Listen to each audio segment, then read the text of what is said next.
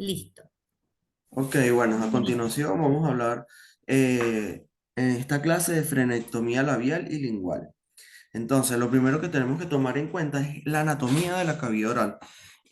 Cuando hablamos de los frenillos, son bandas de tejido conectivo fibroso muscular o de ambos, cubiertas por la mucosa, ¿ya? Y que están situadas en línea media o en lateral de la cavidad oral y que son de origen congénito.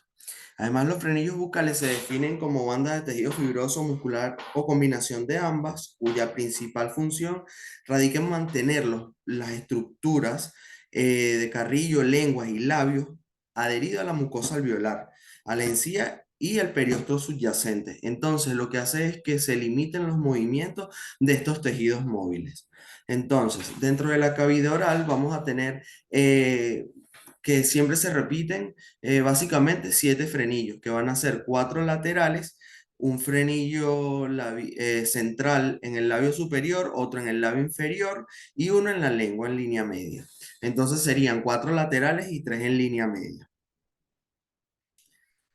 En cuanto a las características y tipos, el frenillo está constituido histológicamente por 3 capas, que la primera va a ser un epitelio escamoso estratificado de la mucosa bucal, que es el más superficial. Intermediamente vamos a tener el tejido conectivo con fibras elásticas y tejido fibroso blando. eh, y en algunas ocasiones puede haber un entramado de fibras musculoesqueléticas. Y la parte más interna va a ser la submucosa que contiene las glándulas mucosas, glándulas salivales menores. Dentro de los tipos de frenillo vamos a clasificar básicamente según el tipo de tejido y según su inserción o ubicación. En cuanto a los tipos de tejido, vamos a tener el primero fibroso, el segundo muscular y el tercer tipo va a ser un frenillo mixto, básicamente es la unión del frenillo o la conformación dentro del fibromuscular. Y dentro de la inserción vamos a tener que hay uno que se va a insertar en la mucosa o a nivel de la mucosa bucal móvil, otro a nivel gingival, otro a nivel de la papila y el otro transpapilar o transalveolar, que puede llegar incluso a la sí, a la papila palatina. Dentro de las formas, muchos autores han descrito las formas y los tamaños y la configuración de ellos, pero aquí básicamente vamos a hablar de 3. Jacobs describe 4 tipos de frenillos anormales. Uno es de base ancha y en forma de abanico en el labio, ¿ya? El otro es de base ancha en forma de abanico, pero a nivel de los incisivos. El siguiente sería base de abanico tanto en incisivo como en el labio, o sea, en sus 2 inserciones, y amplio frenillo difuso adiposo. Monty distingue solamente 3 frenillos, ¿ya? Uno que es de tipo alargado, que presenta sus bordes derecho e izquierdo paralelos, un solo frenillo grueso, y luego vamos a tener un frenillo triangular cuya base coincide con el fondo del vestíbulo y el otro a la inversa, que sería un igual frenillo triangular, pero con de base inferior, o sea, a nivel de la que es la mucosa o la encía herida. Plasek y colaboradores proponen una clasificación basada en criterios clínicos que pueden proporcionar una guía de tratamiento.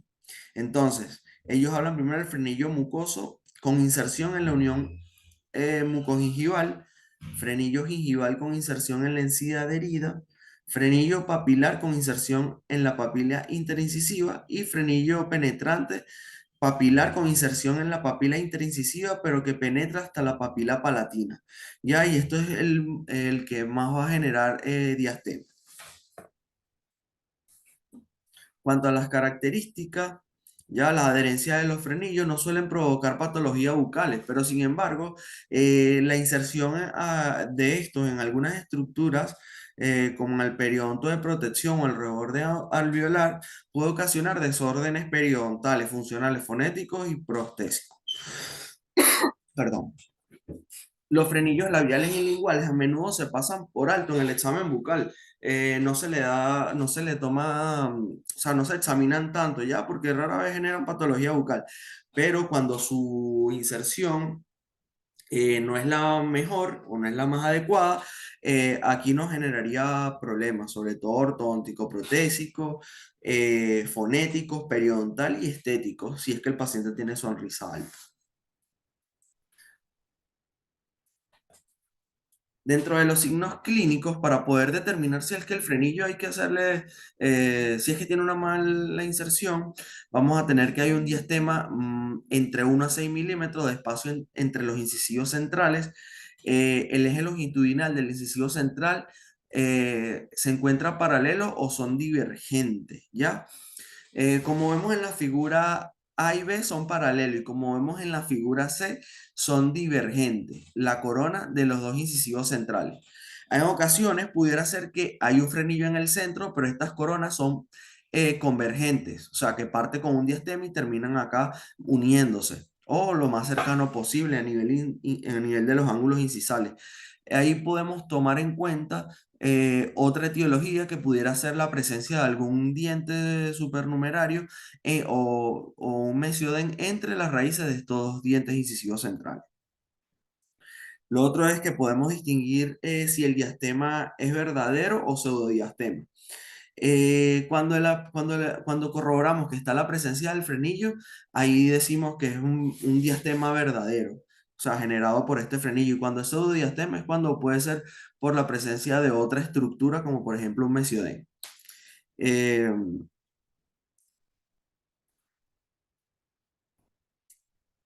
los signos clínicos. Lo primero va a ser limitación del movimiento labial superior. El frenillo labial superior raramente es de naturaleza muscular, pero en algunos casos este podría provocar limitación importante de la movilidad labial.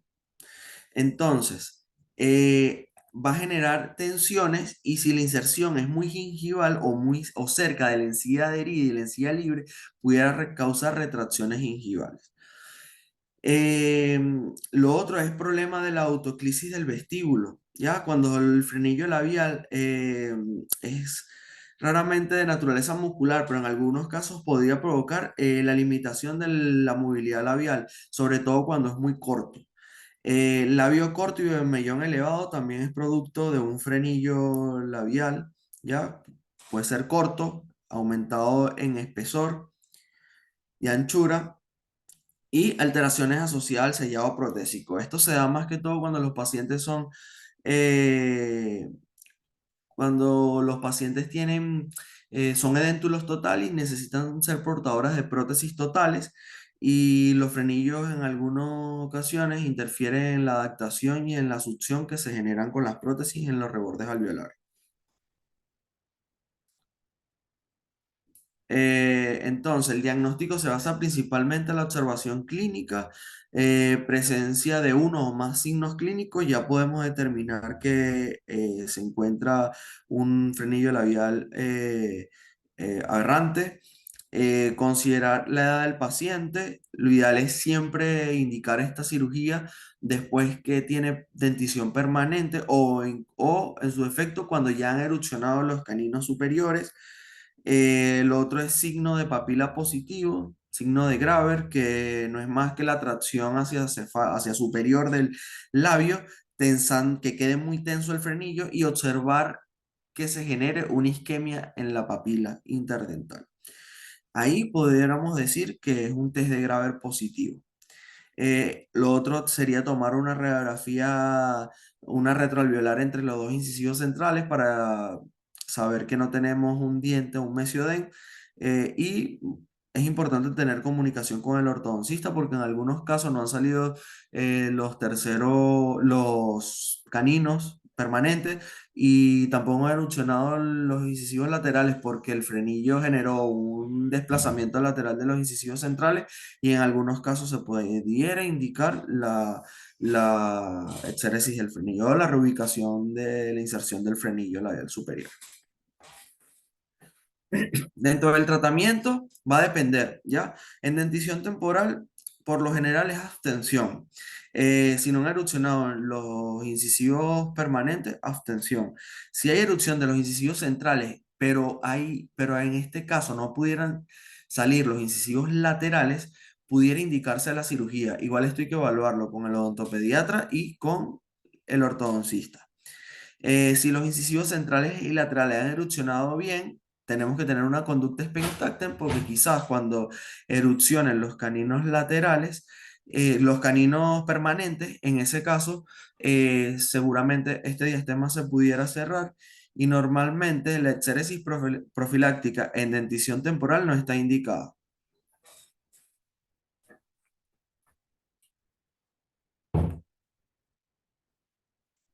Ya, un segundito.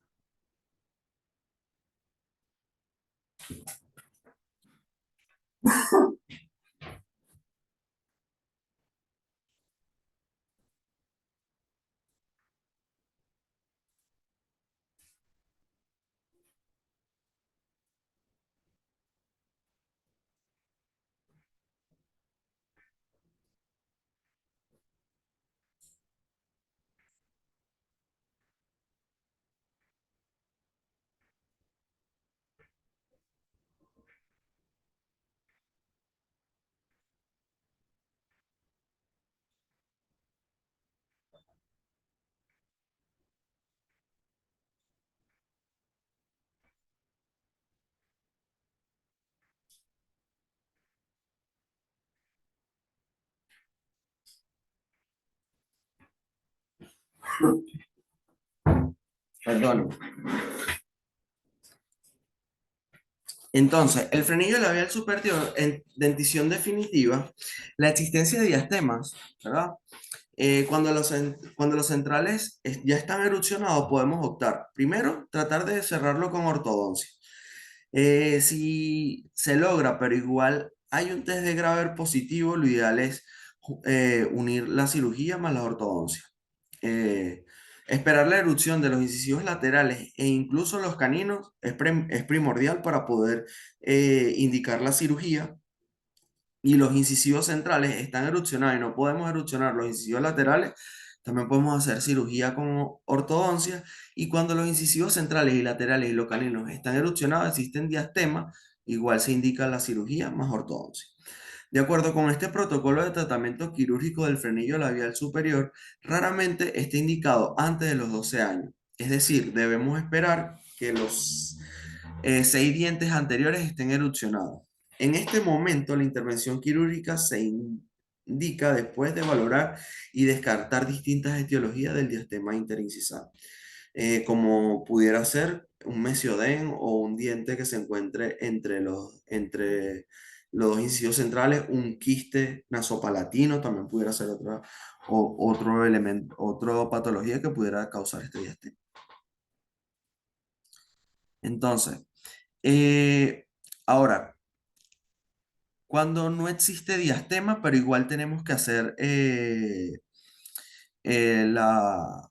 o cuando no hay diastema, pero igual se pudiera hacer la reposición del frenillo. Por lo menos en dentición podemos optar por abstención, pero solamente vamos a indicar la cirugía cuando existen otros signos clínicos, como por ejemplo labio corto, o que cuando el paciente trata de cerrar o hacer sellado labial, el bermellón del labio superior se eleva o se vierte. En ese caso también pudiéramos hacer la reposición del frenillo. Y sin dentición, cuando el paciente es edéntulo, si la prótesis que va a llevar el paciente no se ve afectada por la inserción de los frenillos, no se hace nada. Ahora, si estas inserciones de los frenillos interfieren con la adaptabilidad de la misma, ahí sí se indica la frenectomía labial. Entonces, ahora, ¿qué técnicas existen para nosotros poder realizar esta cirugía o la reposición? Algunos le llaman exáresis y otra reposición del frenillo. Eh, Antes de realizar una frenectomía, igual es importante mantener el volumen de anestésico infiltrado lo mínimo posible. O sea, es importante evaluar qué tanto anestésico se está aplicando en la zona y no distorsionar los tejidos con el infiltrado exagerado. O lo otro que se puede hacer es hacer un bloqueo a distancia. Ya, se hace un bloqueo troncular, se puede hacer a nivel de la salida del conducto infraorbitario, para poder a distancia tener bloqueo de toda la zona. Para una adecuada observación y manipulación del frenillo se debe traccionar el labio hacia afuera y tensar y evertir.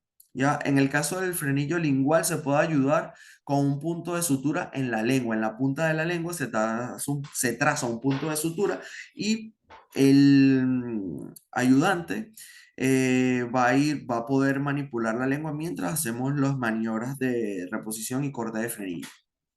Los tejidos blandos perilabiales pueden sangrar bastante, pero en este caso se recomienda tratar de tener gasas estériles y se le coloca suero fisiológico o anestesia con vasoconstrictor. Dentro de las técnicas quirúrgicas tenemos clásica, Miller, romboidal, setaplastia y plastia en BY. Ya vamos a ir describiendo cada una de ellas. La primera es la clásica que fue propuesta por Asher y Kruger en 1974.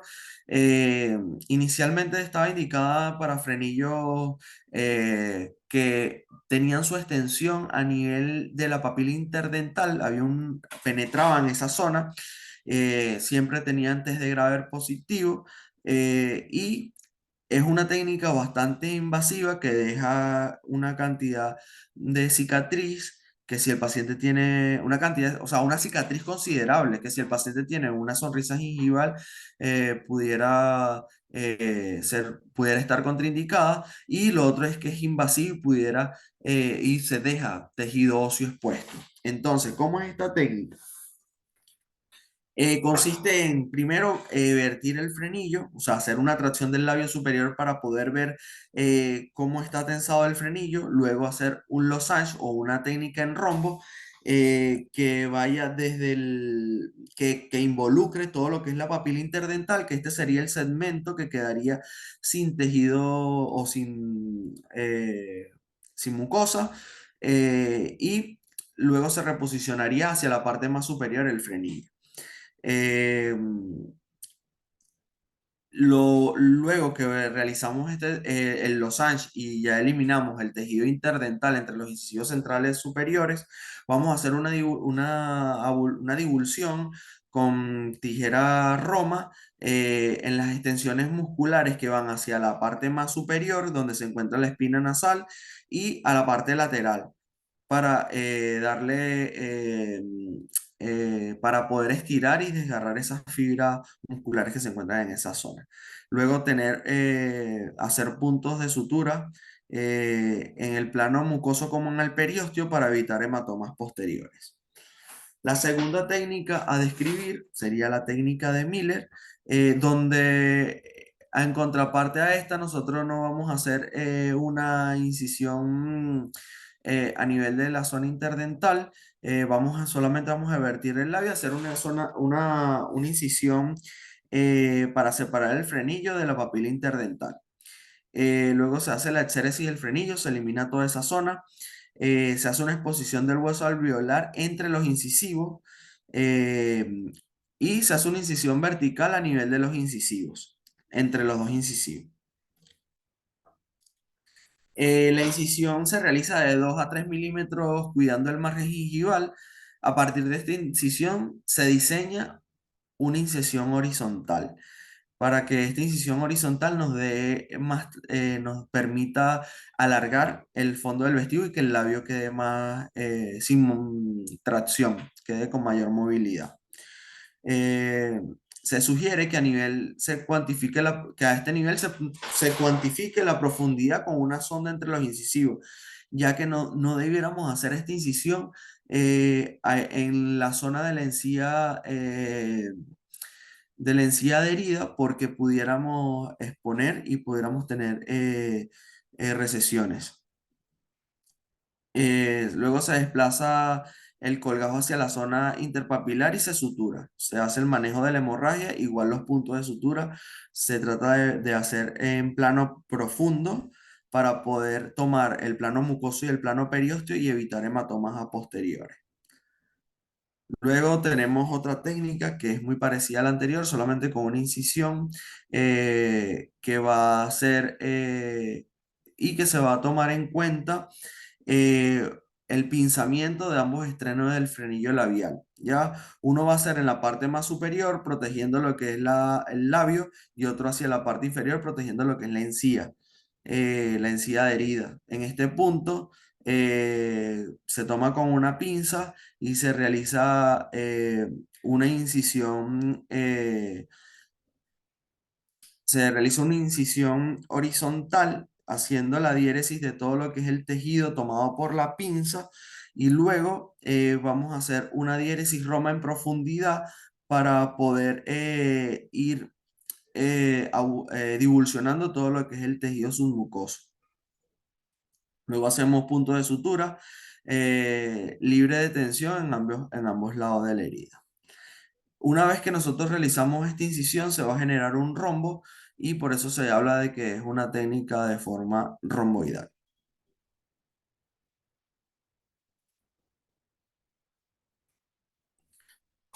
Entonces, paso a paso, lo primero que vamos a hacer es anestesiar la zona, obviamente tratando de hacer anestesia a distancia. Y si vamos a colocar un punto de anestesia en la zona para hacer hemostasia con el vasoconstrictor que trae el anestésico local, que sea poco, porque si no vamos a distorsionar el tejido, estirar el labio y evertir con una pinza Kelly mosquito, tomar sus dos extremos a nivel de la mucosa labial y a nivel de la mucosa gingival. Con el bisturí vamos a hacer las incisiones, hacemos las diéresis roma, vamos a hacer sutura traumática eh, con que lo ideal es que sea en profundidad, tomando el periosto y el plano mucoso. Vamos a hacer manejo de la hemostasia haciendo presión con gasa embebida en suero fisiológico o lidocaína con vasoconstrictor y controla a los 7 a los 10 días. Luego vamos a tener otra técnica que se utiliza mucho cuando el labio es corto. ¿Ya? Cuando los pacientes tienen el labio corto, aquí esta técnica nos permite alargar mucho más el labio en comparación a las otras. Esta es una técnica de setaplastia. ¿Por qué setaplastia? Porque nosotros vamos a hacer una incisión en forma de Z y en el momento que se hace la incisión en forma de Z, ¿verdad? Se van a generar dos triángulos que van a ser un triángulo superior y un triángulo inferior. Estos triángulos se les rotan y nos va a permitir hacer la sutura. ¿Cómo va a hacer? Se hace una incisión central de forma vertical y luego a 60 grados de abajo hacia arriba vamos a hacer una incisión y luego de arriba hacia abajo la otra incisión, siempre partiendo de la incisión vertical ya realizada. Luego vamos a tratar de ir haciendo la manipulación y la rotación de estos triángulos que serían los dos colgados. Vamos a hacer puntos simples, siempre tomando los vértices inicialmente, vértice con vértice, y luego haciendo coincidir los bordes de la herida de los colgajos diseñados. Realizamos el manejo de la hemostasia y luego control a los 7 a los 10 días. Eh, Igual es importante en el momento que ya tenemos los dos colgajos realizados y levantados, hacer una disección roma con una tijera o con un Kelly a nivel lateral, ya para poder hacer un estiramiento o un desgarramiento de todas esas fibras musculares que se encuentran laterales y permitir que este labio tenga mayor movilidad y se alargue un poco más.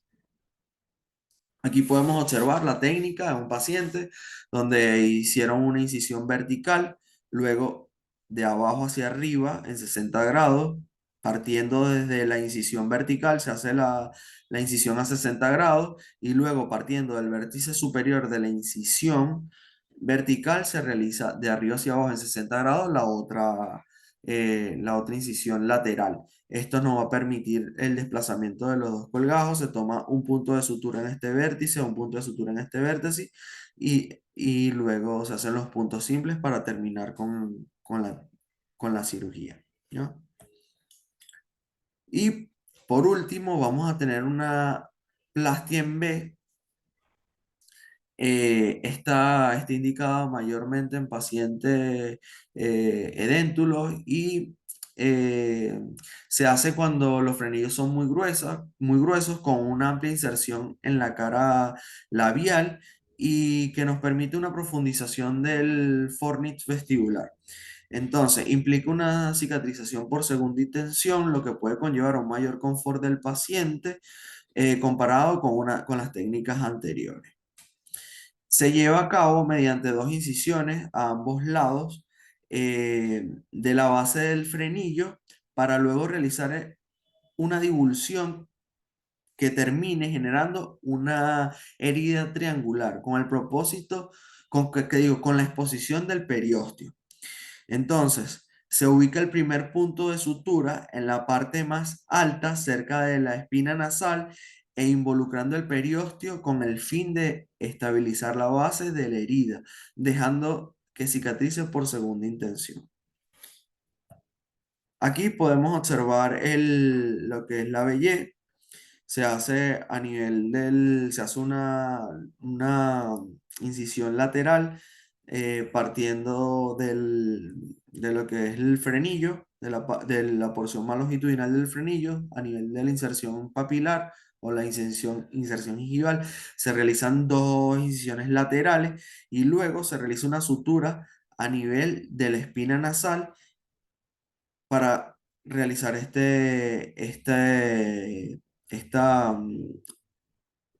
técnica de sutura en Y. Se hace un corte en B y se sutura en Y.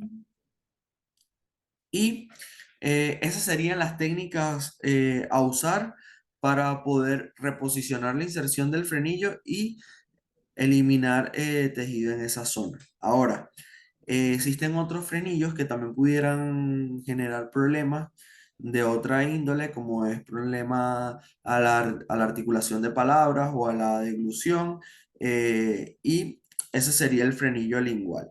Dentro del frenillo lingual, como sabemos, va a generar una anquiloglosia que va a restringir los movimientos linguales y la evaluación en algunos casos puede ser compleja, pero ya existen unas clasificaciones que que están basadas en la literatura eh, y que nos van a determinar si este frenillo verdaderamente está corto o no. Entonces, una de las clasificaciones fue la de Williams y Waldron, donde estos toman 3 puntos de distancia y hacen una ecuación, ¿ya? Entonces, lo primero es la distancia A, que es la distancia entre el punto de la inserción mandibular del frenillo y la glándula sublingual, esa es una distancia. Luego la distancia B, que es la distancia entre la glándula sublingual y la inserción del frenillo, y luego C, entre la inserción lingual del frenillo y la punta de la lengua. A, B y C se suman y, o sea, se hace una ecuación donde R es igual a C entre A más B más C. Y según los diámetros o los milímetros o los números arrojados por esta ecuación, si es de 0,14 a 0,22 la movilidad lingual es reducida, si es de 0,22 a 0,39 la movilidad es aceptable, y si es de 0,39 a 0,51 la movilidad es importante. Igual otro autor como Koulo, que ha estudiado los valores de la lengua libre, también diseñó una clasificación, pero básicamente sin una ecuación, solamente tomando milímetros de medida, donde va a tomar en cuenta eh, la distancia o la longitud que hay desde la inserción del frenillo lingual en la cara ventral, o sea, desde esta zona que vemos aquí en el punto de sutura hasta el punto de la lengua o hasta la punta lingual. Si esa distancia libre es mayor a 16 milímetros, clínicamente es aceptable. Cuando es clase 1, es que esa distancia es de 12 a 16 milímetros y se dice que tiene una anquiloglosia leve. Una clase 2 es de 8 a 11 milímetros con una anquiloglosia moderada. Y una clase 3 de 3 a 7 milímetros con una anquiloglosia severa. La clase 4 es menor a 3 milímetros y esto es una anquiloglosia compleja. Otro método también es mandándole al paciente a realizar fonemas, como puede ser o articular palabras como carro o ferrocarril o algunas palabras que tengan que generar ese movimiento posterior de la punta de la lengua y en este caso el paciente pudiera tener limitante en la fonación de estas palabras.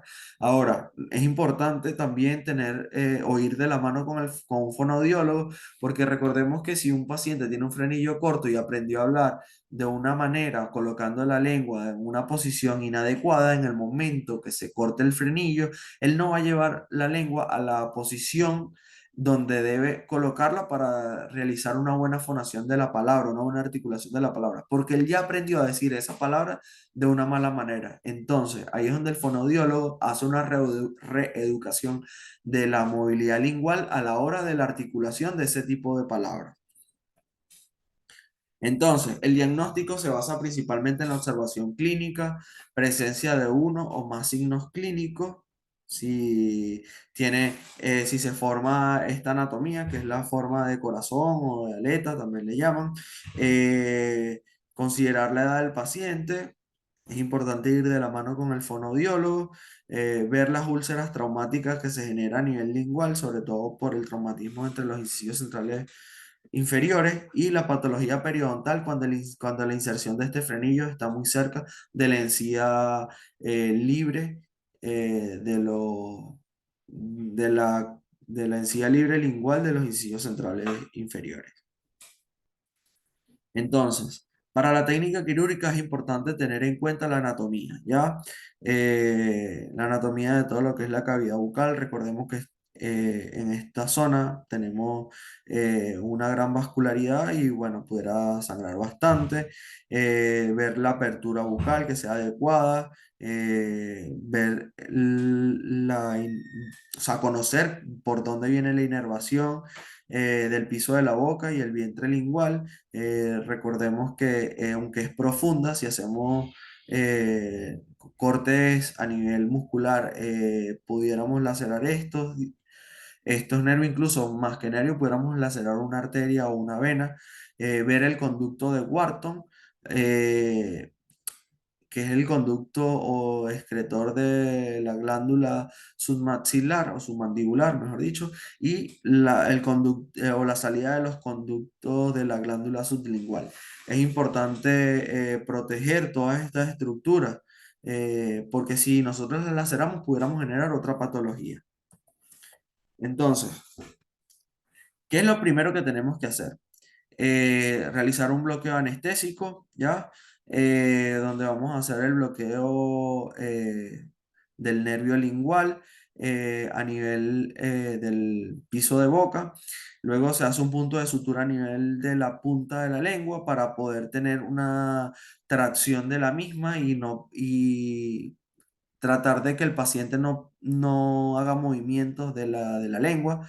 Luego se fija una pinza hemostática, como la vemos acá, protegiendo lo que es la cara ventral de la lengua y otra pinza más inferior protegiendo lo que es la carúncula o el conducto de Wharton y todo lo que es el piso de boca. Una vez que se fijan estas dos pinzas hemostáticas, se realiza una incisión horizontal a nivel del medio del frenillo. Y luego que hacemos esta incisión, con una tijera o con un Kelly o un mosquito que tenga las dos bordes romos, hacer lo que es la abulsión de todo este tejido muscular para poder darle proyección a la lengua, ¿ya? Luego, finalmente, que tenemos controlada la hemostasia, porque esta zona, al tener contacto con el músculo, tiene un sangrado considerable, y es importante realizar la hemostasia, porque si no, posterior pudiéramos eh, pudiéramos generar hematomas. Se hace la hemostasia, se sugiere hacer puntos de sutura reabsorbibles para que se vayan reabsorbiendo solo y posterior a la cirugía remitir al fonoaudiólogo para que haga los ejercicios de la reeducación de la articulación lingual. Aquí podemos observar nuevamente la técnica quirúrgica, donde vemos en el diagrama una pinza superior protegiendo la cara ventral de la lengua, una pinza inferior protegiendo las carúnculas y todas las estructuras importantes del piso de boca. Se hace un corte ya en todo el frenillo y nos vamos a ver y vamos a observar que se genera pues, un rombo. Luego que se genere este rombo, hacemos lo que es la abulsión Roma y ponemos los puntos de sutura simples que en su efecto debieran ser con sutura reabsorbible. Y aquí podemos ver un video eh, donde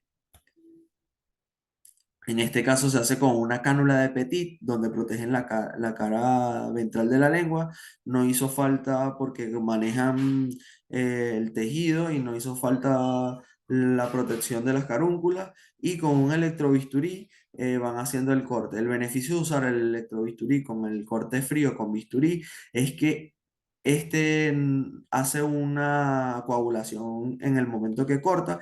Posterior se hace una divulsión de lo que es el plano muscular, separando también el plano mucoso y después de realizar esta abulsión del plano muscular, se le procede a colocar los puntos de sutura.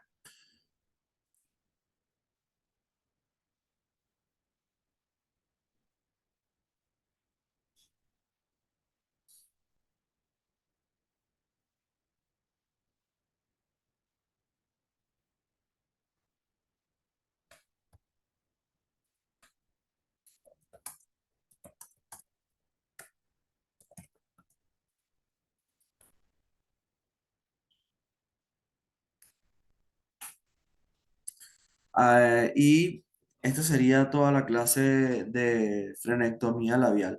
Es importante evaluar a los pacientes antes de realizar una frenectomía labial, lingual, ¿ya? En algunos casos, los pacientes tienen un frenillo que puede ser corto a nivel lingual y solamente con el fonoaudiólogo él pudiera reeducar la lengua y evitamos hacer una cirugía, ¿ya? Recordemos que en el momento en que hacemos este tipo de cirugía también podemos generar fibrosis y esa fibrosis también pudiera generar una limitante en los movimientos linguales y igual el paciente va a tener problemas a la hora de hacer la articulación de las palabras. Y con respecto a la frenectomía labial superior, también hay que ver la etiología y hay que ver si es que este frenillo se encuentra invadiendo la papila, o sea, si es que es transpapilar. Porque si uno corrobora con el 3D Graver que es transpapilar, es importante eliminar el fragmento o el tejido que se encuentra entre los dos incisivos centrales superiores, para que por posterior, con ayuda de la ortodoncia, se pueda eh, cerrar estos diastemas. Y esta sería la clase de frenectomía labial. Ahora a continuación vamos con la de anatomía patológica, donde vamos a ver la clase de biopsias, ¿ya? Entonces, ¿para qué nosotros realizamos biopsias? ¿O cuál es el fin de esto? Esto solamente es un procedimiento, pero esto hay algo más allá de solamente tomar la biopsia. Antes de eso, nosotros tenemos que plantearnos muchas cosas. Y lo primero es saber qué es un diagnóstico o ver lo que tiene un paciente. Entonces, el diagnóstico no es más que la identificación de una enfermedad mediante un análisis sistemático de todas las manifestaciones que pueda presentar un paciente. Entonces, a esto vamos a ver que hay varios tipos de diagnósticos. El primero es el presuntivo, que es el que nosotros creemos que es solamente realizando un anamnesis y un examen clínico. Y basándonos en un diagnóstico presuntivo, vamos a tener unos diagnósticos diferenciales, que es la identificación de una o varias enfermedades por la comparación sistemática de sus síntomas o signos. Son estos que se parecen, pero hay algo que no es igual, o que no es patognomónico, o que no determina que es la enfermedad que nosotros creemos que es. Lo otro sería un diagnóstico precoz oportuno, que son estos diagnósticos que hacemos en la etapa inicial cuando cursa la enfermedad y es súper importante porque vamos a determinar eh, o vamos a prevenir que se generen consecuencias graves y mejorar considerablemente la posibilidad de cura. O sea, vamos a atacar la enfermedad desde un inicio.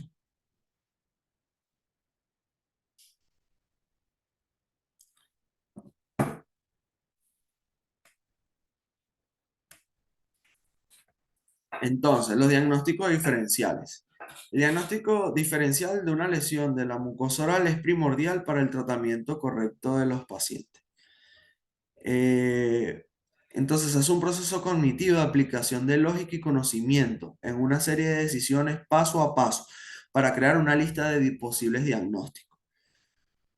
Debemos enfocarnos en la función de la exclusión. O sea, cuando nosotros hacemos esa lista de los diagnósticos posibles, nosotros tenemos que ir viendo cuál podemos ir excluyendo, que tengan un criterio de peso para ir excluyendo algunas enfermedades y quedarnos con las menos posibles. ¿Ya? Eh, y adivinar puede ser peligroso porque podemos darle un tratamiento inadecuado al paciente o podemos pasar por alto algunas afecciones graves de la enfermedad que está cursando este paciente. Entonces, lo primero, vamos a tener la lesión que es desviación o algo anormal que podemos ver en boca. Se hace una recolección de datos o una anamnesis, un examen clínico y se mandan a hacer unos exámenes complementarios, que puede ser exámenes radiográficos o exámenes de laboratorio, PCR, entre otros. Dentro del diagnóstico vamos a generar una interpretación o una identificación de la etiología, alteraciones anatómicas y funcionales de la enfermedad. Entonces, lo importante es ser capaz de diagnosticar para poder obtener o dar una actitud terapéutica. Y el diagnóstico debe ser certero, ¿ya? Logrado por el conocimiento de las difíciles afecciones, corroborando con el estudio histopatológico de esto. Entonces, la exploración clínica. Lo primero es ver la localización de la lesión. Luego que tenemos localizada la lesión, si es en tejido óseo, si es en tejido blando, si es en el tejido dental, vamos a ver las características generales de esta lesión. Lo primero es el tamaño, si es grande, si es mediana, si es pequeña. El crecimiento, si es ver, si corroborar que sea de crecimiento lento, que si es rápido. La forma y los bordes, si es de bordes regulares o bordes irregulares, si la movilidad, si tiene movilidad o está adherido. La coloración de la lesión nos va a determinar o nos puede ayudar a ver si es una lesión vascular, si es una lesión pigmentada, si es una lesión reaccional, ¿ya? Aspecto de la superficie de la lesión, si está lisa, si está erosionada, si está ulcerada, si es de aspecto rugoso, consistencia de la palpación, si es dura, ¿ya? Si es nodular, si presenta pulso y si adyacente a esta lesión tenemos signos positivos de cadenas ganglionares, o sea que al momento de la palpación de las cadenas ganglionares que se encuentran adyacente a la lesión estén positivas. Entonces, las preguntas eh, antecedentes de la lesión específica. Las preguntas al paciente antes de una patología deberían ser las siguientes. Lo primero es, ¿desde cuándo está presente la lesión? Luego, desde que determinamos desde cuándo la tiene, si es de hace un año, si es de hace 6 meses, si es de hace 10 años. Lo otro es determinar si en el transcurso desde que él determinó la aparición de esa lesión hasta el momento en que llega a nosotros, ver si ha cambiado de tamaño o se ha mantenido en el tiempo. Ya si es que las características igual que nombramos anteriormente se han mantenido en el tiempo o han cambiado, como si es que ha habido un aumento de volumen, ya si es que se ha ulcerado o si es que ha tenido vesículas. Luego, síntomas asociados a esta lesión, preguntarle si es que ha tenido dolor, si es que ha tenido dificultad a la función, si es que ha tenido anestesia, parestesia, cambios de sabor, disfagia o inflamación de los ganglios linfáticos cervicales. Si es que el paciente nos dice que el síntoma, que ha tenido síntomas dolorosos, preguntarle si es agudo o que si es crónico, o que si es constante o intermitente. Y si ha aumentado o ha disminuido el dolor en el tiempo. Si cuando comenzó la lesión el dolor era intenso y luego ha disminuido, o si en el momento en que comenzó la lesión el dolor era poco y ahora ha aumentado. Luego ver qué localización, que las localizaciones anatómicas están afectadas. Existe algún síntoma sistémico asociado como enfermedad, fiebre, náusea, eh, bajo de peso, y ver si es que hay alguna alteración peribucal o a nivel de cabeza y cuello que pudiéramos relacionar.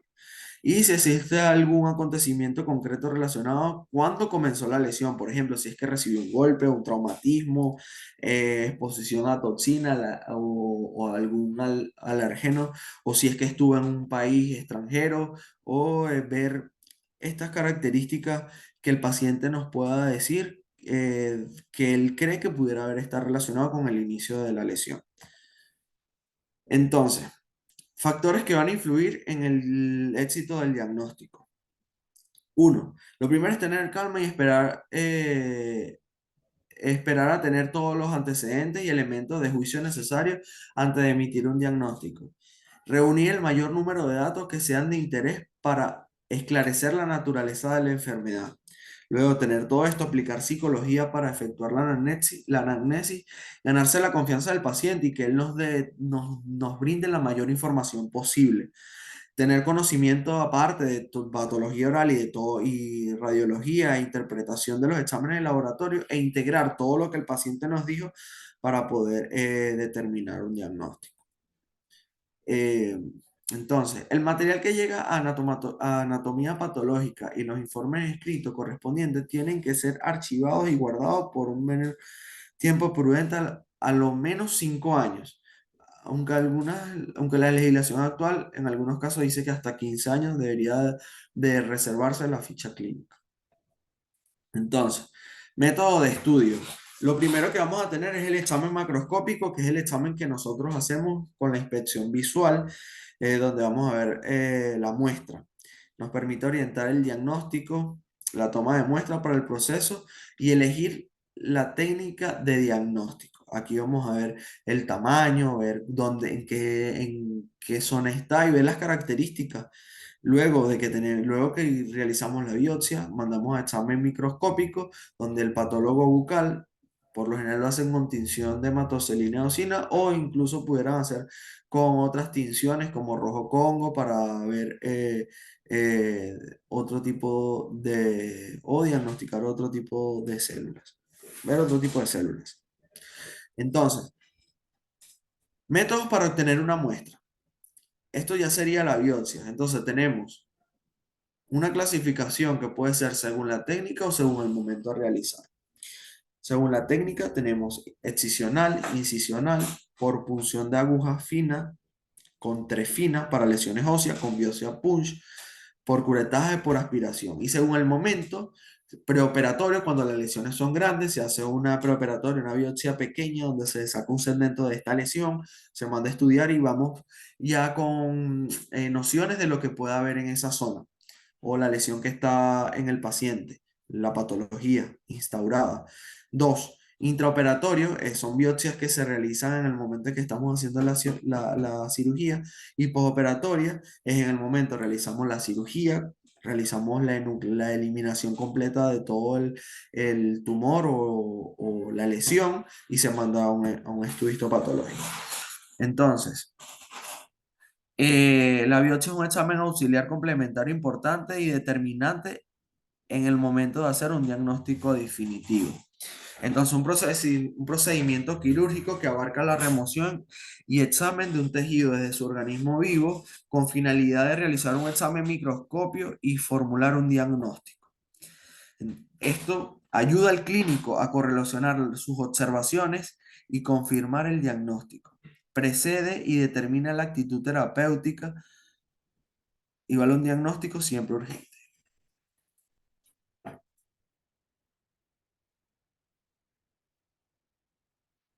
Entonces,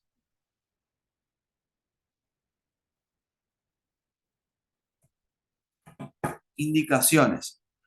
Para establecer un diagnóstico específico, plan de tratamiento y pronóstico de la enfermedad. Nos permite determinar el grado, extensión y diseminación del proceso, grado de malignidad del tumor, úlceras que no sanen en mayor a 10 días o incluso pudieran esperar 2 semanas, 14 días, y ahí hacen la biopsia, y lesiones de etiología poco clara. Toda lesión debe ser enviada a estudio histopatológico. Siempre que veamos una lesión y la eliminemos, el estudio histopatológico es importante. ¿Ya? Entonces, dentro de las indicaciones cabe destacar si la lesión presenta las siguientes características. Una, interfiere con las funciones locales. Si es de crecimiento lento o de crecimiento rápido, ¿ya? Por lo general las enfermedades malignas son de crecimiento rápido y las benignas son de crecimiento lento. No siempre es así, pero en su gran mayoría se comportan de esa manera. Entonces, aquí nos ayuda la toma de muestra. De larga duración, si son blancas o rojas, si son pigmentadas o angiomatosas, lesiones radiolúcidas, radiopacas en huesos que no sea periapical, o sea, que no pueda estar asociada a un proceso periapical infeccioso, asociada a dolor, parestesia, anestesia de etiología desconocida, masas profundas en la musculatura de la lengua, mucosa bucal, labio o músculo de todo el sistema estomatognático. Fracasa en la recuperación con tratamiento conservador dentro de los 7 a los 14 días, o sea, se le manda, ya no, es una lesión patológica a nivel del sistema estomatognático, se hace un tratamiento conservador de 7 a 14 días, vemos que no hay resolución de la enfermedad con tratamiento conservador, pasamos a hacer biopsia. Luego, para corroborar el diagnóstico de una enfermedad sistémica, por ejemplo, la amiloidosis, muchos médicos mandan a hacer una biopsia de glándulas salivales menores, se toma a nivel del fondo del vestíbulo labial inferior, se extraen glándulas salivales y se mandan a muestra para luego con rojo Congo ver si es que el paciente tiene esta enfermedad sistémica. En el caso de que permitan biopsia, en el caso de que la primera biopsia resulte inapropiada, se debe realizar una segunda biopsia. Contraindicaciones. Entonces, toda alteración sistémica que afecte cualquier cirugía de tipo general. Lesiones que por su aspecto son patognomónicas. Lesiones asociadas a factores irritativos locales o mecánicos evidentes. Por ejemplo, una lesión asociada a una mal adaptado de una prótesis, pues ahí debemos primero aliviar la prótesis y ver que con esta cambio de configuración de la prótesis y de la adaptación de la prótesis, pues se elimine el factor irritativo. Lesiones inflamatorias evidentes que respondan al tratamiento. De la primera técnica que vamos a conversar va a ser la biopsia excisional, ¿ya? En lesiones de pequeño tamaño, menores a 1 o 2 centímetros, en superficies cutáneas de la cara o de la mucosa de la cavidad oral, en las cuales se tiene fácil acceso y que por sus características clínicas son aparentemente benignas. Se estirpa la lesión completamente en un solo tiempo, incluyendo habitualmente el tejido normal adyacente para tener margen de seguridad. Entonces, eh, ¿qué hacemos? ¿Ya? Aquí lo que hacemos es un rombo, un forma de losange que vamos a tratar de tener bordes libres para poder hacer la eliminación de toda la lesión, incluyendo tejido sano. Entonces, permite una cicatrización por primera intención, excepto en paladar o en encía de herida, ya que esta encía no permite, no cede y no permite hacer el cierre con sutura, ¿ya? Y en estos tejidos, por lo general, va a ser por segunda intención.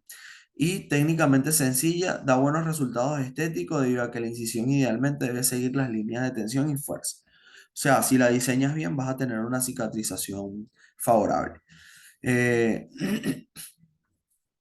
¿Cómo vamos a hacer esta técnica excisional?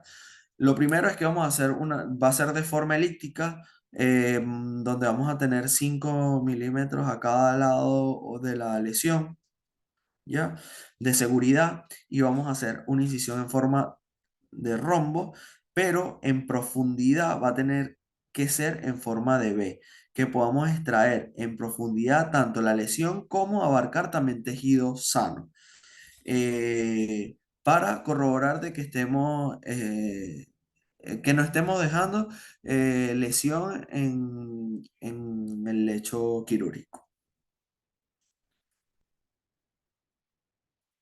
Luego, partimos con lo que es la biopsia incisional. En esta técnica básicamente vamos a extirpar una parte de la lesión y es puramente con un propósito diagnóstico. Luego, eh, o sea, estas se indican en lesiones mayores a 2 centímetros, en la que será necesario programar posteriormente una intervención quirúrgica de envergadura, eh, que vayas a requerir otro o anestesia general o otros procedimientos anexos, ¿ya? Eh, Se hace con anestesia local, se procede a hacer la exéresis de un pequeño fragmento fusiforme que contenga el extremo del tumor y del otro lado tejido sano para hacer una comparativa. Por ejemplo, podemos ver en este círculo donde hay una lesión del lado izquierdo y ellos tomaron en este punto parte de la lesión y parte de tejido blando para hacer una comparación de la lesión con el tejido sano a nivel microscópico. Esta está contraindicada en tumores de glándulas salivales encapsulados. Se hace una total extirpación cuando constatamos que es una lesión glandular. Entonces, las indicaciones, lesiones bastante extensas, aunque tengan un diagnóstico presuntivo lo más cercano al diagnóstico definitivo histopatológico. Lesiones múltiples, lesiones extensas blancas y rojas, donde se determina el grado de displasia, sobre todo en leucoplasia o eritoplasia, ¿ya? Tumores sospechosamente malignos como carcinoma, sarcoma, y lesiones, aunque benignas, ameriten tratamiento radical, como por ejemplo en el caso de los ameloblastomas, porque aunque son lesiones benignas, el comportamiento es agresivo. Continuando con otra técnica sería la biopsia, la toma de biopsia por punch, que es una variante de la biopsia incisional, donde se toma igual un segmento con un segmento de lesión y un segmento de tejido sano. Estos son instrumentos ya prefabricados, que son un bisturí de forma circular, donde vamos a tener unas indicaciones. ¿Ya? Las indicaciones son lesiones epiteliales o mesenquimatosas, superficiales, particularmente cuando poseen zonas blanquecinas, rojizas o pigmentadas y o ulceradas en piel y mucosa. Enfermedades mucocutáneas como líquen plano, leucoplasia, carcinoma escamoso, pérfigo vulgar, pemfigoide, cicatrizal y eritema multiforme. Úlceras persistentes por más de 3 semanas, a partir de 2 semanas igual pudieras indicarle la biopsia. Lesiones pigmentadas que no se pueden diferenciar de melanoma, crecimiento exofístico y palpables.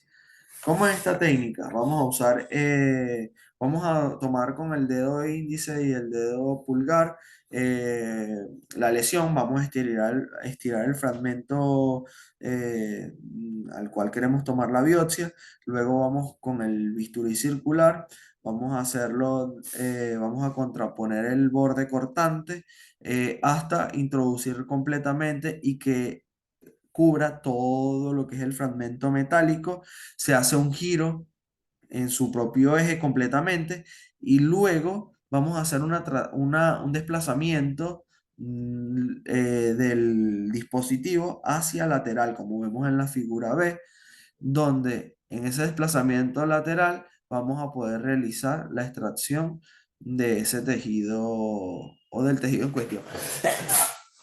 Perdón. Eh, Pudiéramos, luego de realizar esta biopsia, tener una pequeña hemorragia, lo cual pudiera ceder con un poco de compresión. Y si es que no se puede de tener, tomamos un punto de sutura simple y con eso deberíamos andar bastante bien.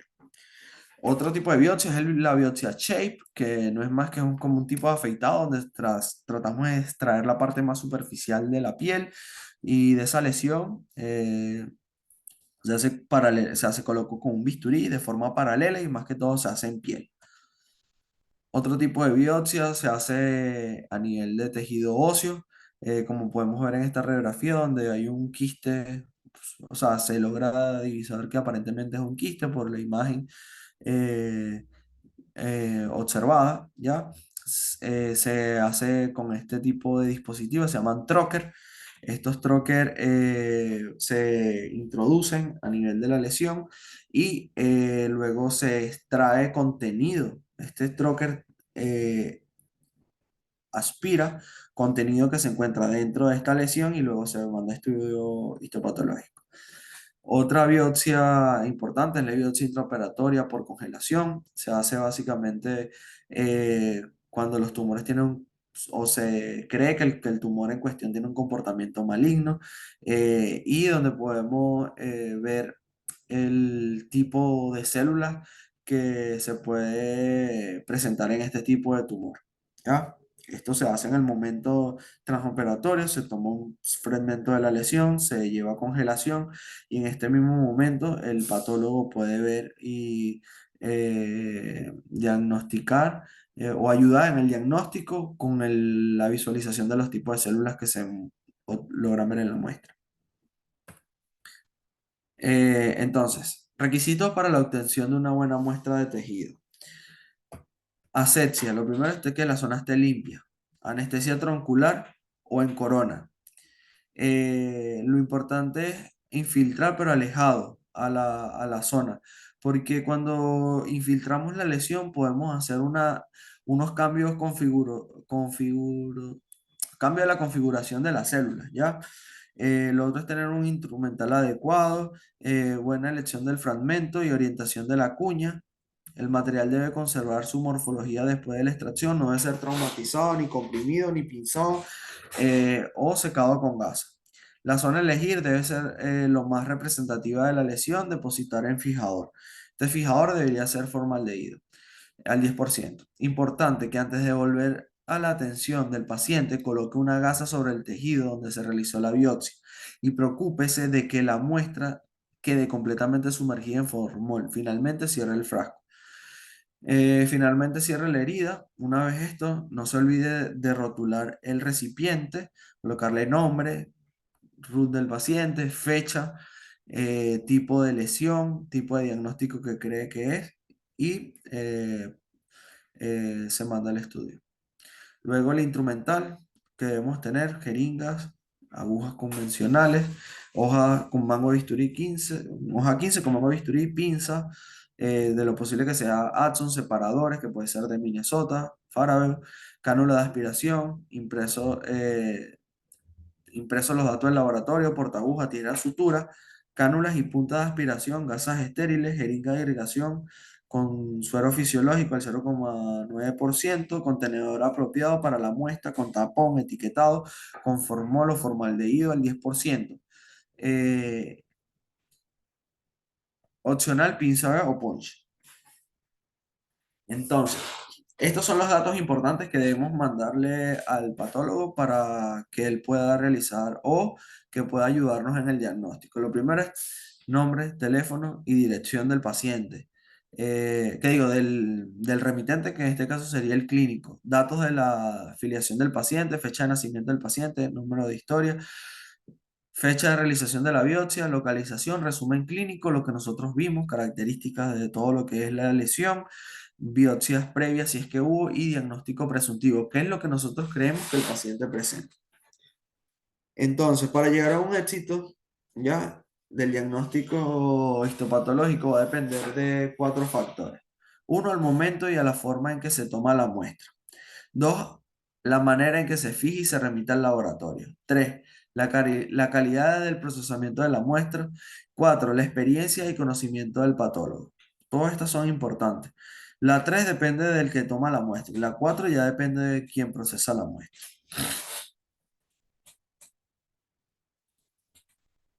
Entonces, instrucciones postoperatorias. Una vez realizado el procedimiento quirúrgico, no se olvide de darle al paciente instrucciones postoperatorias que incluye principalmente buena higiene, dieta blanda el primer día, enjuagues bucales, aplicación de hielo local para evitar la inflamación o disminuir la inflamación. En ocasiones puede ser necesario recetar algún antibiótico inflamatorio o analgésico.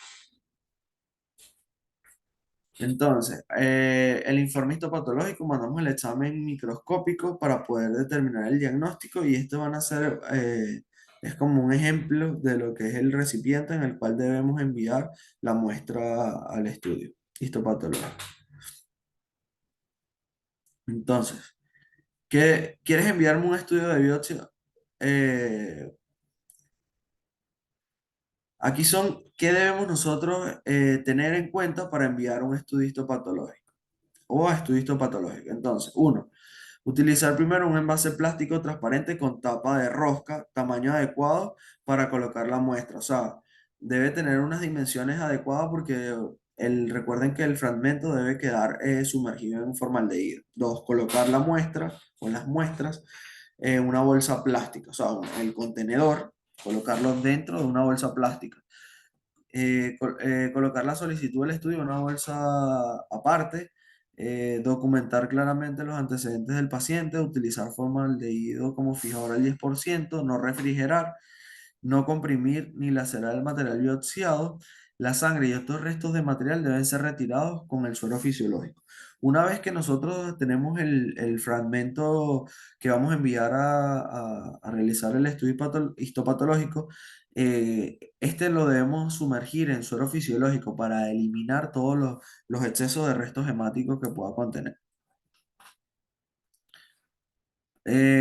Por otro lado, vamos a tener también otras patologías que se le deben realizar biopsias, pero esto se hacen biopsias excisionales, como por ejemplo la biopsia de glándulas salivales menores, que es el mucoceles, y en el síndrome de Sjögren, donde aquí hacemos la eliminación de un segmento de glándulas para poder llevar a cabo el diagnóstico.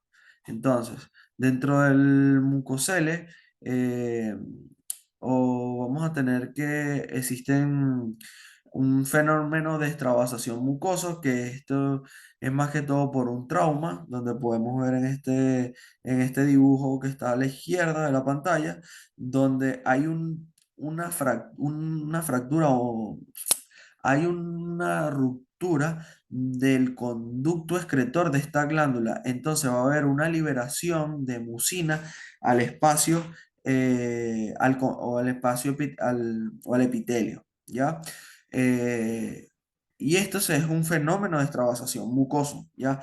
Mientras que el quiste de retención mucoso es cuando hay una obstrucción de la glándula que puede ser por mucina generada en la glándula y que no va a permitir que la formación de saliva salga. Entonces uno es por extravasación y el otro es por obstrucción.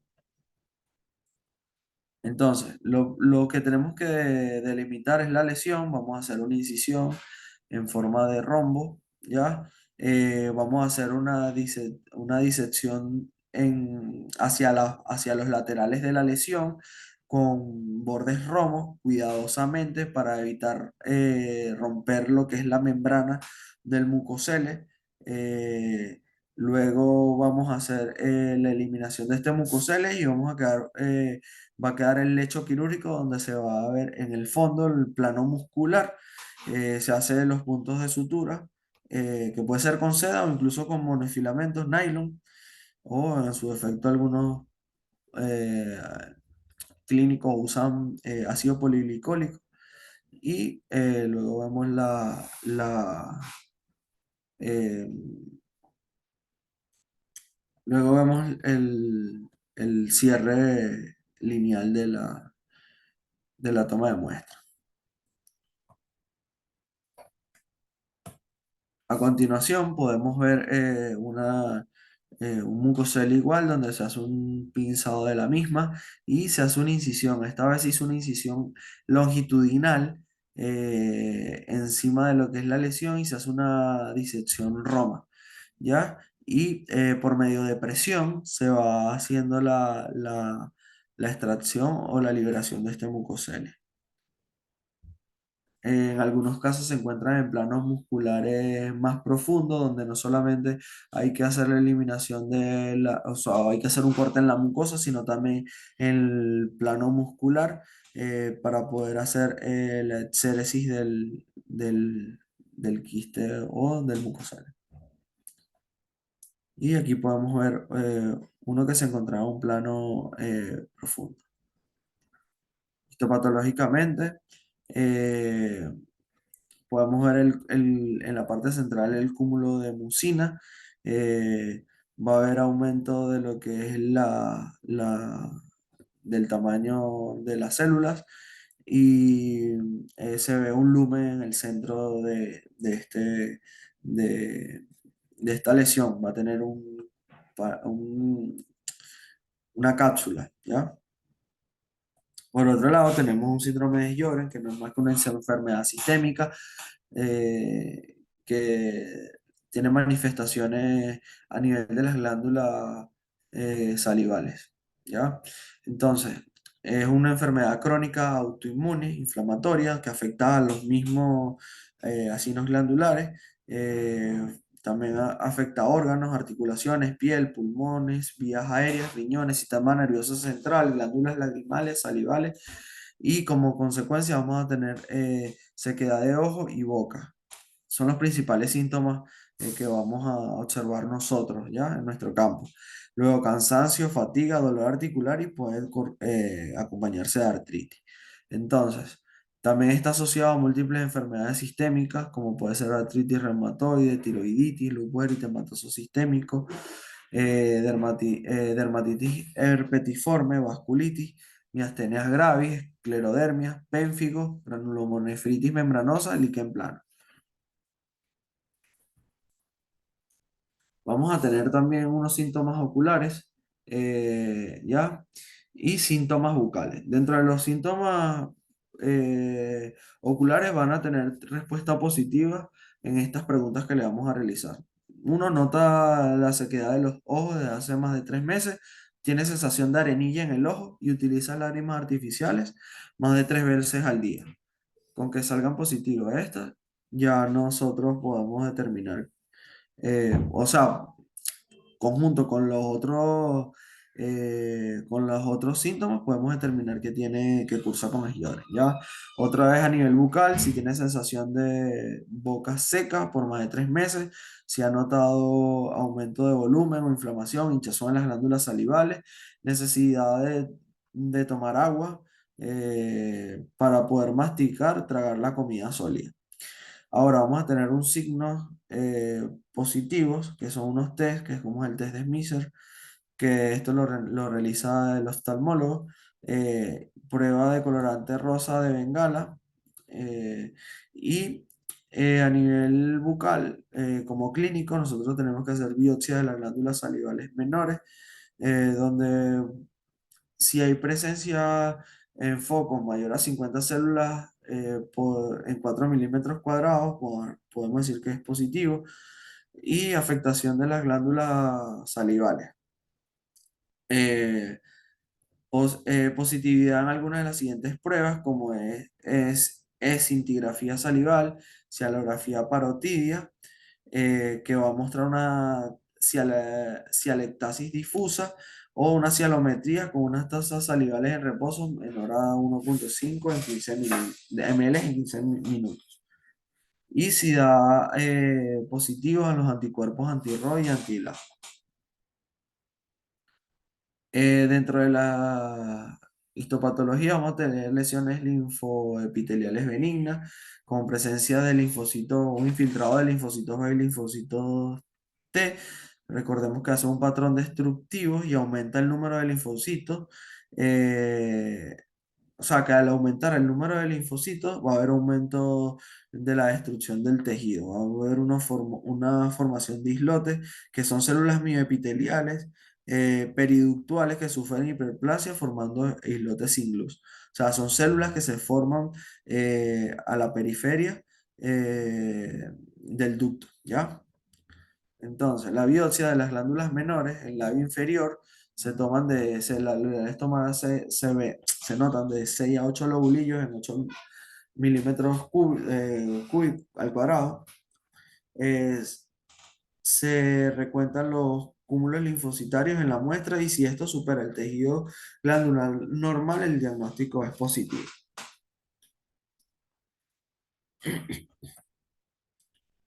Eh, Luego tenemos una tabla de 5 grados basándonos en la presencia de inflamación linfocitaria difusa o focos de linfocitos. Entonces, eh, ninguna, cero es ninguno, no hay aumento de linfocitos, ¿ya? Infiltrado escaso en el grado 1, infiltrado moderado en el grado 2, hay un foco de infiltrado y en el grado 3, y cuando hay mayor a 2 focos de infiltrado, ya ahí sería el grado 4. Entonces, las biopsias de las glándulas salivales menores en el labio inferior corresponden a un infiltrado mononuclear con una puntuación de un foco mayor a 1 por 4 milímetros cúbicos de tejido glandular. El infiltrado focal debe contener 50 o más células, en su mayoría de linfocitos T y B, en una ubicación periductual, típicamente adyacente a los vacinos con aparición normal. Basado en los hallazgos histopatológicos, el patólogo puede emitir 6 posibilidades diagnósticas con respecto a lo que ve, ¿ya? Entonces, uno, biopsia de glándulas salivales menores dentro de los límites normales, cialodenitis linfocítica focal, cialodenitis crónica no específica, cialodenitis crónica esclerosante, inflamación granulomatosa o linfoma mal u otro subtipo. Entonces, ante sospecha del síndrome de Sjögren, ¿qué haremos? Exámenes clínicos, ver que el paciente no tenga serostomía, ver que el síndrome reumatoide sea negativo o si es que hay factor positivo, cialografía por imagen. Posterior se hace la biopsia de glándula para ver la cantidad de linfocitos en el estudio patológico, el test de Schmisser o oral, y derivar al reumatólogo o internista para que pueda darle un diagnóstico completo. Luego tenemos otro tipo de neoplasias, ¿ya? Benignas, como son los hemangiomas, que son de origen vascular y frecuentemente considerados amartomas. La mayoría de los hemangiomas son congénitos, más comunes en mujeres, de preferencia en labio, lengua, vestíbulo y paladar. Entonces, presentación. El primero es el hemangioma, que generalmente no está presente en el nacimiento, mientras que la malformación vascular siempre está presente al nacer y a veces puede no ser evidente. O sea, puede que no se vea al nacer, pero está ahí y luego con el pasar de los meses o del año, el paciente empieza a presentar las manifestaciones clínicas. La relación del hemangioma, 3 a 1 con respecto a mujeres y hombres, en la malformación vascular es igual, hombres y mujeres. La celularidad en el hemangioma es hiperplasia endotelial y en la malformación vascular es en el endotelio. Eh, la evolución es de crecimiento rápido, postnatal, seguido por una involución lenta, que es en el hemangioma. Por lo general en la vida adulta desaparece, mientras que la malformación vascular es de crecimiento lento y va de acuerdo con el crecimiento del niño. Nace pequeño y va aumentando en tamaño mientras van creciendo los, los espacios anatómicos. Entonces, características clínicas orales. Lo que podemos ver es que son de color rojizo, azulado o amartado. Todo esto va a depender de qué tan profundo estén en el plano que se encuentren. De características pueden ser multinodulares, superficie dorsal, un aspecto arracimado o polipoide, y afecta a lo general a los niños. A la compresión de la lesión se produce generalmente su blanquecimiento. Esto se denomina vitropresión positiva. ¿Qué se debe hacer? Se agarra un portaobjeto, se posiciona sobre la lesión y si es una lesión vascular, cuando uno hace presión, lo ideal o lo que debería pasar es que se crea una isquemia. Entonces, el hemangioma capilar o plano, esta es una entidad o una lesión congénita, excesiva cantidad de vasos en tejido normal, puede estar asociada a un síndrome y más común en mujeres, ¿ya? Lo que hay es una proliferación de células endoteliales donde hay un mayor lumen, o sea, varios lúmenes, varias venitas o arterias. Clínicamente se da una marcha circunscrita, rojiza, intenso, y se da una vitropresión positiva, lisa y blanda, no hay solevamiento, o sea, es de superficie lisa, no hay aumento de volumen. En la mucosa oral, la involución es espontánea y puede ser en milímetros, incluso hasta centímetros de tamaño.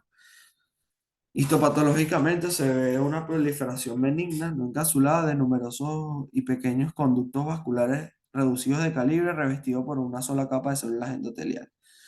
El tratamiento, si es conservador y son pequeños, es la esclerodermia, y si no, una cirugía en la cual lo que se hace es que se trata de buscar la arteria principal o la arteria nutricia y se hace una ligadura de esta. Hay otro hemangioma que es el cavernoso, que se nombra así es por su característica histopatológica, ¿ya?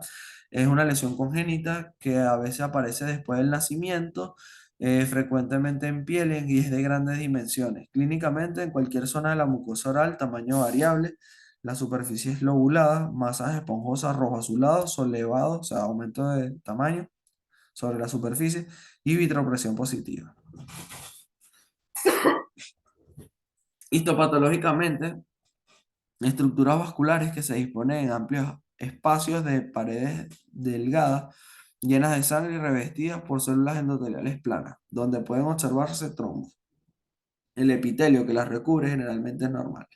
El tratamiento, igual que el anterior, se hace una esclerodermia o la cirugía de la misma. Perdón. Aquí podemos observar clínicamente mm, esta, la coloración del mismo y como está sol levantado, puede ser eh, eh, y puede encontrarse en varias zonas, ¿ya? Entonces, el primero es un hemangioma cavernoso que se localiza a nivel del labio inferior, donde vamos a ver una tumoración azulada, sol levantada. eh, en la derecha, 2 semanas después de inyectar ricinolato de sodio, que es un esclerosante, se redujo considerablemente y luego se genera una ulceración de la zona donde estaba la lesión. Eh, Posteriormente a las semanas, esta lesión ya había cicatrizado completamente. Luego tenemos un pseudofibroma irritativo, eh, que es un fibroma por irritación, traumatismo, cicatrices hipertróficas, hiperplasia fibrosa localizada, pólipo fibroepitelial. Aquí lo que hay es un aumento del epitelio, ¿ya? La lesión es una lesión pseudotumoral, en cualquier zona, no más de 1,5 centímetros, aumento de volumen nodular, de forma esfera oval, sésilo pedunculado. Consistencia firme y superficial lisa, es indoloro, rara vez se ulceran o sangran. Y el recubrimiento por epitelio normal e hiperqueratóxico. O sea, estas zonas blancas es porque hay aumento de la queratina, de la capa más superficial. Cara interna de la mejilla puede ser por mordedura constante y es más frecuente en adultos. Aquí podemos ver varios ejemplos, como podemos ver en la punta de la lengua, que pudiera ser por un traumatismo entre estos dos dientes. Aquí en esta imagen podemos observar que hay un traumatismo por la oclusión y se genera este fibroma. El labio inferior. Entonces, ¿cuál es el tratamiento? El tratamiento es la biopsia en estos casos excisional, donde se hace, como lo hablamos anteriormente, con bordes de seguridad eh, y eh, sus diagnósticos diferenciales son granulomas telangiectásicos, fibroma maligno, neurofibroma, lipoma y fibroma verdadero. Y por último tenemos las principales indicaciones de biopsia en la región labial superior. Eh, las lesiones son el carcinoma vasocelular, el carcinoma oral de células escamosas, la neoplasia submucosa, nevos pigmentados y lesiones verrucopapilares. Dentro de las lesiones labial inferior tenemos el quiste de extravasación mucoso-mucosal, el carcinoma oral de células escamosas, querilitis actínica, submucosa, nevos celulares pigmentados y lesiones papulares verrucopapilomatosas. Y eh,